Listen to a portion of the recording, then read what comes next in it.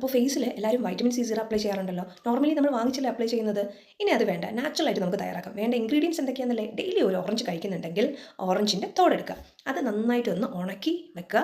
അറിയാലോ, 3-4 ദിവസം കൊണ്ട് ഉണക്കി കിട്ടത്തുള്ളൂ. അപ്പോൾ ഉണക്കി എടുത്തതിന് ശേഷം ഒരു ബൗളിലേക്ക് ഈ ഉണക്കിയ ഓറഞ്ചിൻ്റെ തോട്, അതിലേക്ക് 2.5 സ്പൂൺ, ഒരു ഓറഞ്ച് എടുത്തിട്ടുള്ളൂ കേട്ടോ, 2.5 സ്പൂൺ വരുന്ന നമ്മുടെ റോസ് വാട്ടർ പനിനീര്, 1/2 സ്പൂൺ വരുന്ന ഗ്ലിസറിൻ, പിന്നെ വേണ്ടത് 1/4 സ്പൂൺ വരുന്ന നമ്മുടെ അർഗൻ ഓയിൽ, ഒരു 2 വൈറ്റമിൻ ഇ ക്യാപ്സ്യൂൾ. ഇത്രയും നന്നായിട്ട് മിക്സ് ചെയ്ത് വെക്കുക. ഒന്നുകിൽ രാവിലെ വെക്കുകയാണെങ്കിൽ നിങ്ങൾ വൈകുന്നേരം ഇതെടുക്കുക, ഇല്ലെങ്കിൽ ഓവർനൈറ്റ് ആണെങ്കിൽ രാത്രി വെച്ചിട്ട് രാവിലെ എടുക്കുക. ഇതിന് മിക്സിയിൽ വെച്ചിട്ട് നന്നായിട്ട് അടിച്ച് പേസ്റ്റ് ആക്കി എടുക്കുക. ജ്യൂസ് കണ്ടൻ ആ രീതിയിൽ കിട്ടും. അരിപ്പയിൽ വെച്ചിട്ട് ഇതിൻ്റെ തോട് മാറ്റിയതിന് ശേഷം ജ്യൂസ് മാത്രം എടുക്കണം.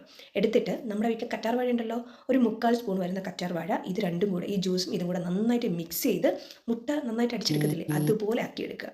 എന്നിട്ട് ഒരു ചെറിയ ബോട്ടിലിൽ സൂക്ഷിച്ച് വയ്ക്കാം. ഡെയിലി നിങ്ങൾക്ക് വൈറ്റമിൻ സി സിറം ഫേസിൽ അപ്ലൈ ചെയ്യാം. പിഗ്മെൻറ്റേഷൻ മാറാനും സ്കിൻ ഗ്ലോയ്ക്കും ഏറ്റവും